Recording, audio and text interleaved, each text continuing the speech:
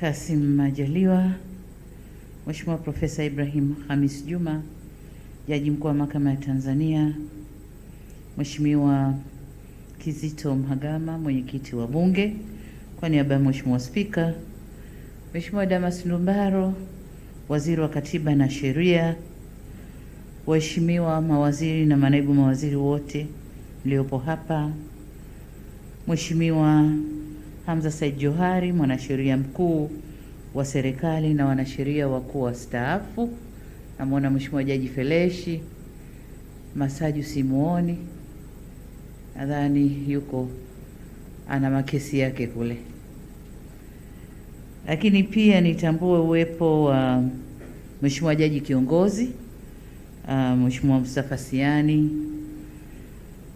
Balozi Dr. Moses Kusiluka, Katibu Mkuu Kiongozi, makatibu wakuu na manaibu makatibu wakuu mliopo nasi hapa, wakuu wa vyombo vya ulinzi na usalama, tunawashukuru kwa nasi hapa. Ndugu Samuel Maneno, naibu mwanasheria mkuu wa serikali. Kinitambue uwepo wa ndugu Honorius John Njole, mwandishi mkuu wa sheria ambaye ameifanya na timu yake wameifanya vizuri kazi hii. Hongereni sana. Nitambue uwepo wa viongozi wote waandamizi waliopo nasi hapa, management na watumishi wa ofisi ya mwanasheria mkuu wa serikali mliopo hapa, lakini pia viongozi wa chama cha mawakili Tanganyika TLS, viongozi wa chama cha mawakili wa serikali, wageni waalikwa wote, mabibi na mabwana, ndugu zangu vyombo vya habari, lakini pia nitambue presence ya police band na kazi nzuri wanayotufanyia hapa. Jamhuri ya Muungano wa Tanzania. Ndugu zangu, awali ya yote nimshukuru Mwenyezi Mungu kwa leo hii tunajumuika katika tukio hili la kihistoria la utiaji wa saini tamko la uzinduzi wa tamko la sheria za Tanzania zilizofanyiwa urekebu la mwaka 2023 nalojumuisha sheria zote tangu mwaka 2003. Hii ni mara ya pili kama ilivyoelezwa hapa katika historia ya nchi yetu tunafanya tukio la aina hii ambalo linazidi kuimarisha utawala wa sheria nchini. Toleo la kwanza la urekebu lilifanyika miaka 23 iliyopita, yani mwaka 2003 au 2002. Ni tukio la kisheria kwa kuwa ni utekelezaji wa sheria ya urekebu wa sheria sura ya 4 na mtaka rais kutoa tamko litakalobainisha tarehe ya kuanza kwa kutumika kwa toleo hilo la urekebu, ambalo muda si mrefu uliopita nilisaini tamko hilo naloelekeza kuwa toleo hili litaanza kutumika rasmi tarehe 1 Julai mwaka huu. Kwa mnasaba huo, mimi na wenzangu serikalini tunatoa shukrani zetu sana kwa ofisi ya mwanasheria mkuu na timu yake kwa kulikamilisha hili na kuifanya serikali ya awamu ya 6 kuingia kwenye historia ya kuandika juzuu mpya za urekebu. Tunawashukuru sana. Nasi pamoja na wenzangu tuseme sifa tutakazopata huko mbele ni kwa sababu tumesimama juu ya mabega ya kazi iliyofanywa na ofisi ya mwanasheria mkuu, mwanasheria mstaafu lakini na mwanasheria aliyopo sasa hivi, mwanasheria mkuu mstaafu na aliyopo sasa hivi. Ndugu zangu, tukio hili ni matokeo ya kazi kubwa na ya kitaalamu iliyofanyika kwa juhudi, weledi na mshikamano wa taasisi zetu za kisheria zikiongozwa na ofisi ya mwandishi mkuu wa sheria chini ya ofisi ya mwanasheria mkuu wa serikali. Na wapongeza sana pamoja na timu zenu zote kwa kazi hii kubwa mlioifanya na kuhakikisha kuwa zoezi hili linakamilika kwa ubora uliotarajiwa. Hongereni sana. Ndugu wananchi, nyote mnafahamu kuwa sheria ni kioo cha ustaarabu wa taifa. Bila sheria zinazofahamika, zilizowekwa wazi na zinazoendana na wakati tulionao, haki haiwezi kupatikana. Si hivyo tu, bila sheria kwa wazi, uhakika wa ulinzi wa haki za raia unatoweka au unakuwa hauna uhakika na kusababisha uvunjifu wa amani. Aidha, shughuli za kiuchumi hufanyika kwa mashaka pasipokuwa na sheria zinazoeleweka, sheria za wazi. Sababu mwekezaji la kwanza akiingia anataka kujua sheria zetu zinasemaje. Sasa kama ziko vipande, hii iko kule, hii iko kule, iko kule, kunakuwa na mashaka na wanakosa imani. Kwa hiyo kazi hii iliyofanywa inakwenda kuondosha yote hayo. Hivyo kukamilika toleo hili ni hatua muhimu katika usawa wa maendeleo ya taifa letu. Shughuli iliyofanyika ya kuandika upya juzuu za sheria ni jambo muhimu litakalorahisisha kazi sio tu kwa wanasheria, mawakili, mahakimu na majaji, bali hata sisi wengine ambao tunazitumia sheria hizo katika utekelezaji wa kazi zetu. Hapa nataka nikumbuke, kuna siku nilikuwa naongea na mwanasheria, nadhani katika wanasheria wakuu wastaafu, mmoja akaniambia pale bungeni, mimi ikirekebishwa tu sheria, nachukua sheria zamani nafanya marekebisho hapo nikijua kwamba toleo la marekebisho ya sheria litachelewa. Kwa hiyo nafanya marekebisho, pa kutoa na kata, pa mpya naweka. Kwa hiyo sheria ninazozitumia nimezichora na zimekatwa. Lakini akaniambia kwamba hizo sheria zinamsaidia sana anapokwenda kwenye argument za kisheria na watu wa sheria wenziwe, kwa sababu yeye anakuwa na marekebisho, hata kama amechorwa kwa mkono anakuwa nayo, wenziwe bado anakuwa wako nyuma. Kwa na kazi ya kuwakumbusha, hiyo ilirekebishwa mwaka gani, ilirekebishwa siku gani. Kwa hiyo yeye anakuwa mbele ya wale ambao hawako na marekebisho yale. Hivyo basi ni dhahiri kuwa kwa namna moja au nyingine, kuto kuwepo na juzuu zilizorekebishwa kwa wakati, kwa kiasi fulani kunachangia kunyima haki za watu au kunyima haki za raia, kwa sababu wanaozitumia kutoa maamuzi wanakuwa hawako kwenye kujua au kupata uelewa wa marekebisho yaliyofanywa kwa wakati fulani. Kwa kiasi fulani kunachangia watoa maamuzi ya kisheria kutoa maamuzi bila kujua kwamba kuna sheria ilifanywa marekebisho mwaka gani.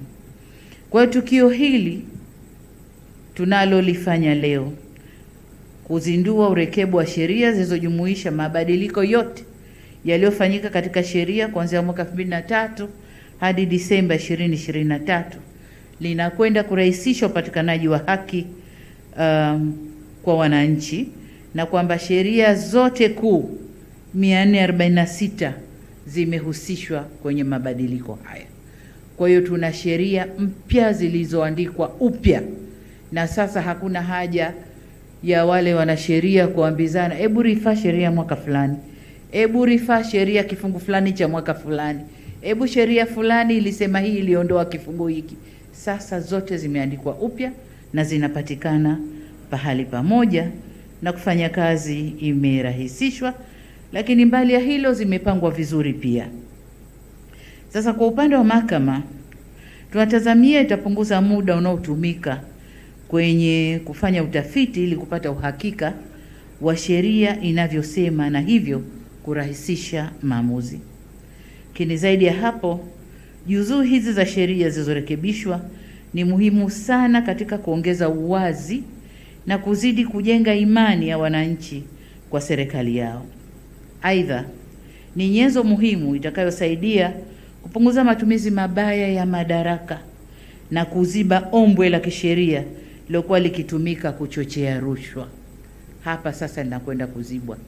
Ile tazama kule engineering ya kisheria ili mtu apate ombwe la kupenyeza yake, sasa hakuna. Zimeandikwa upya, zimepangwa vizuri, ziko wazi, zinajulikana. Vile vile kuwekwa vyema kwa sheria hizi kutajenga mazingira mazuri ya kukuza imani kwa wafanyabiashara na wawekezaji kama nilivyosema, katika kuimarisha shughuli za kiuchumi nchini. Sheria hizi zikipatikana kwa urahisi na zikifahamika vyema na wananchi, zitapunguza uwezekano wa kutenda makosa kwa kisingizio cha kutojua sheria. Kwa ujumla, zoezi hili la urekebu limejibu baadhi ya changamoto za msingi kwenye tasnia ya sheria na kutuongezea hadhi kubwa kiuchumi, kisiasa na kijamii. Ndugu zangu, kazi kama hii ilifanyika miaka 23 iliyopita katika mazingira ya ulimwengu unaobadilika kwa kasi.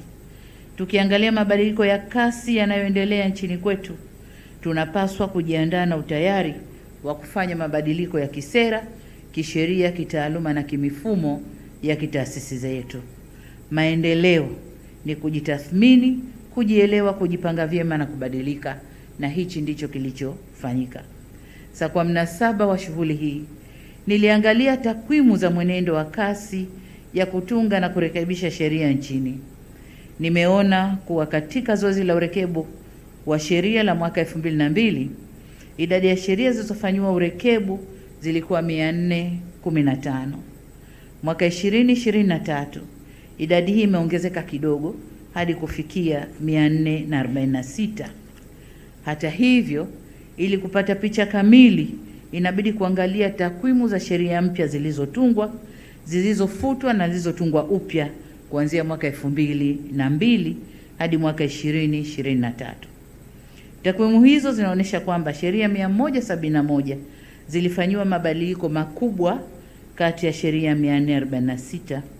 Zaidi ya hapo, tukiangalia takwimu za marekebisho ya sheria kati ya mwaka 2002 hadi 2023, tunaona jumla marekebisho 1039 yalifanyika kwenye sheria mbalimbali.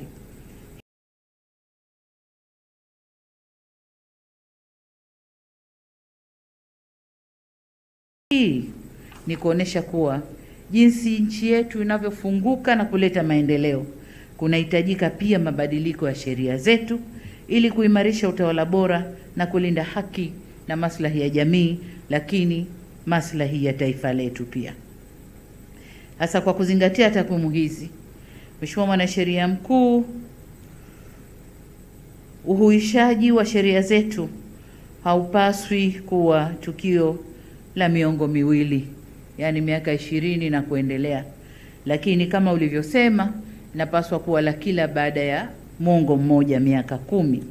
Lakini pamoja na miaka 10 hiyo, hapo katikati kila sheria zinapobadilikwa zinatakiwa na zenyewe ziandikwe upya na ziwekwe kwenye zile marekebisho ya kila mwaka yanayotolewa kila mwaka, na baada ya miaka 10 tuziunganishe na tutengeneze juzuu kama tulivyofanya kipindi hiki. Na niwahakikishie kwamba serikali itaendelea kuwekeza kwenye kurekebisha sheria za nchi kuendana na mahitaji yanayojitokeza. Sasa uandishi mwingine wa sheria kama zilivyofanywa leo tutakuja kusainiwa mwaka 2033. Wakati huo awamu ya 6 imemaliza, kuna awamu ya 7. Kwa hiyo tulichokifanya leo ni kujenga msingi mzuri ambao utawapelekea wanasheria wetu kuja kufanya marekebisho kule mbele baada ya miaka 10, lakini pamoja na yale ya mwaka yanayofanywa. Taifa ni mwendelezo, na leo tunakwenda kuliendeleza kwenye tasnia hii ya sheria. Nalizungumza hili nikiwa na fahari kubwa kwamba shughuli ya urekebu wa sheria toleo la 2023 tunalolizindua leo limegharamiwa na sisi wenyewe. Naambiwa shilingi bilioni 10 zimetumika kwenye hili. Sasa mimi najua serikali ilikuwa inatoa fedha za urekebu wa sheria, lakini sikuwa najua kiasi gani. Leo nimeambiwa bilioni 10 zimetumika kwenye kazi hii. Lakini jengine ni lile lilosemwa hapa kwamba wataalamu, na hizo bilioni 10 za mwaka huu, wataalamu waliofanya kazi hii ni wa kwetu ndani humo.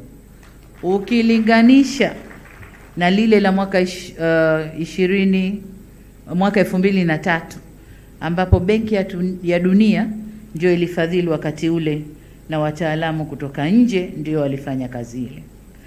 Lakini ninaloleta kujivuna zaidi, katika hali ya kujitegemea, sheria hizi zimechapishwa na mchapishaji wa hapa nchini, yani taasisi ya Mkuki na Nyota, ndio wamechapisha majuzuu haya mnayoyaona. Kwa hiyo kwenye kazi iliyofanyika kipindi hiki, kila kitu kimefanywa made in Tanzania. Hakuna cha kigeni kilichoingia humo ndani. Kila kitu tumefanya wenyewe, na hiyo ni fahari kwetu. Hakika tunajivunia hatua hii tuliofikia, na hongereni sana sana sana.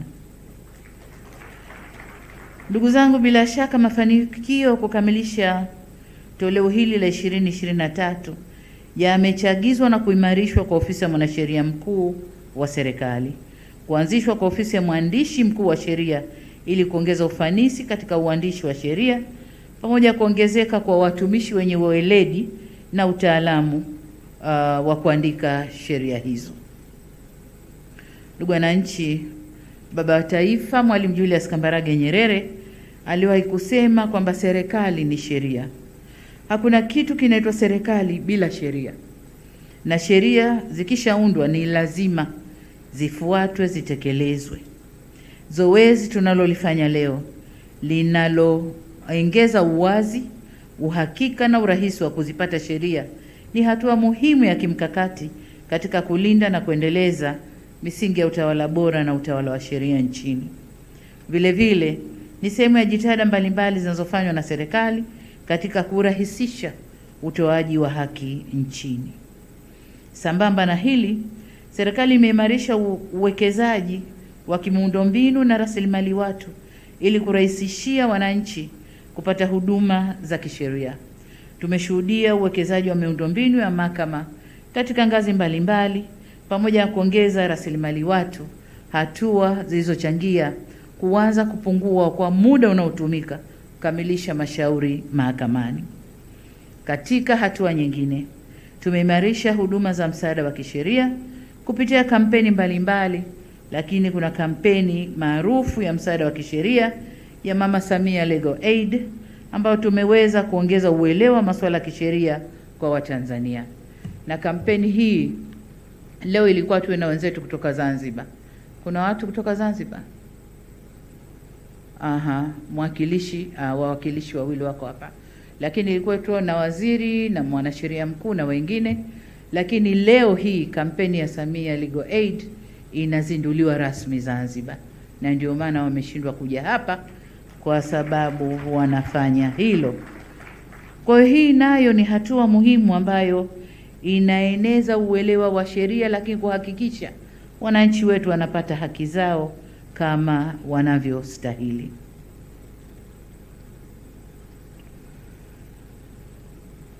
Sasa ni matumaini yangu kwamba kampeni hii pia, kwa sababu nadhani tunatakiwa awamu ya kwanza ya kampeni hii kuifunga mwezi Juni mwaka huu.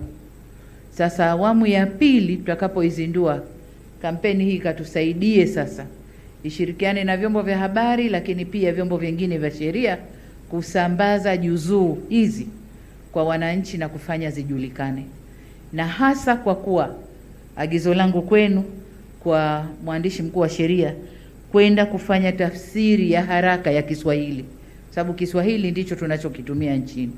Kwa hiyo ili wananchi wafaidike na juzuu hizi, lazima zitafsiriwe Kiswahili, na wale wa kampeni na vyombo vingine waende wakawaambie wananchi, wakawaeleweshe wananchi sheria zinasemaje, haki zao ni nini, nini wanapaswa kufanya wanapokumbana na changamoto mbalimbali. Kwa hiyo ni matumaini yangu kwamba aina hiyo ya kampeni za kwenda kushirikiana na vyombo vingine kwenda kueneza na kuwafanya wananchi waelewe sheria hizi, na kwa maana hiyo pia kutupunguzia migogoro katika jamii. Waheshimiwa viongozi na wananchi wenzangu, napoelekea kuhitimisha niseme kuwa toleo la sheria za Tanzania zilizofanywa urekebu la mwaka 2023 ni dhamira ya dhati ya serikali kujenga taifa linalosimamia utawala bora na utawala wa sheria, kwa kuwa na sheria zilizowekwa uwazi, zilizo sahihi na zinazoeleweka. Amesema mwanasheria mkuu wa serikali kwamba sheria ni msingi wa haki, amani na maendeleo, na ndio maana serikali inajielekeza na kuwekeza katika fani ya sheria na kufanya yote yanayotakiwa kufanywa ndani ya fani ya sheria, mahakama na mambo na maeneo mengine, ili kuweka msingi mzuri wa haki, amani na maendeleo kwa nchi yetu. Wote mnakumbuka mapendekezo tuliyopata kwenye tume ya haki jinai, mapendekezo ambayo serikali yetu tumejitahidi kuyatekeleza kwa kiasi kikubwa. Lakini pongeze sana mahakama chini ya msimamizi wa Jaji Mkuu, wametekeleza almost 90% ya mapendekezo yale. Kwa hiyo vyombo vingine navyo vinafuatilia kutekeleza yale, ikiwemo hili tunalolifanya leo, ni kutekeleza mapendekezo ya haki jinai ili haki inawiri, ishamiri nchini na taifa lipate maendeleo. Napenda pia kutoa rai kwa mahakama zetu kutumia sheria hizi kama msingi nilivyosema upatikanaji wa haki, na kwamba mawakili wa serikali na wa kujitegemea na maafisa sheria kuwa mabalozi wa kueneza uelewa wa sheria hizi. Aidha, na vyombo vya habari nchini vishirikiane na Wizara ya Katiba na Sheria na Ofisi ya Mwanasheria Mkuu wa Serikali kuelimisha wananchi kuhusu toleo hili la sheria zilizohuishwa pamoja na maana yake katika utoaji haki.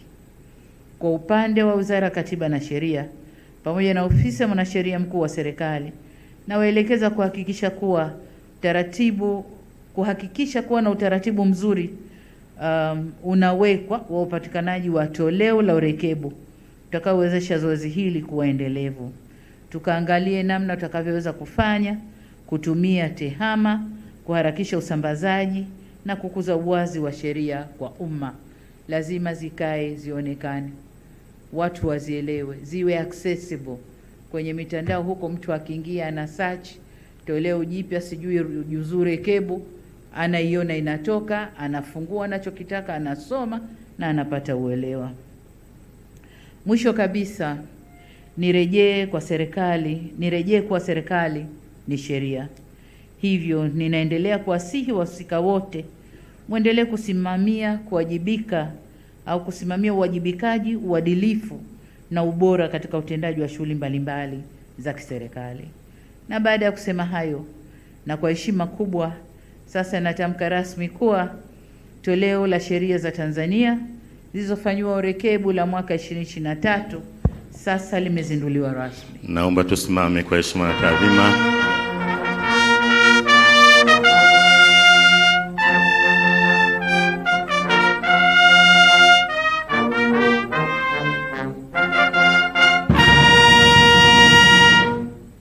Asanteni sana.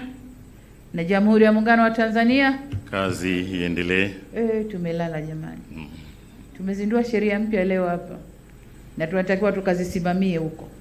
Jamhuri ya Muungano wa Tanzania, haya tukaendelee kuzisimamia. Asanteni sana. Haya, asante. Tunashukuru na kushukuru Mheshimiwa Rais. Kwa sasa tunafanya maandalizi ya haraka tuweze kupiga picha za pamoja. Watakuja hapa mbele. Watakuja hapa mbele. Naomba tukae viongozi wakati wengine wanafanya maandalizi ya kuondoa.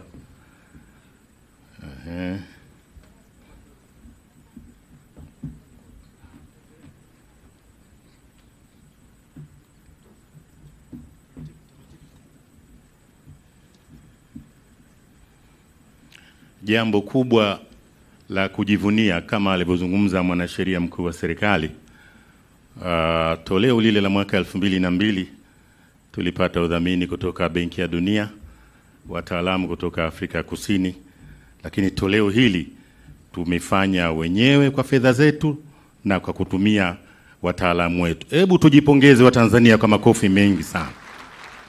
Hayatoshi, tujipongeze tena kwa makofi mengi. Tanzania inasonga mbele na huku ndiko kujitegemea.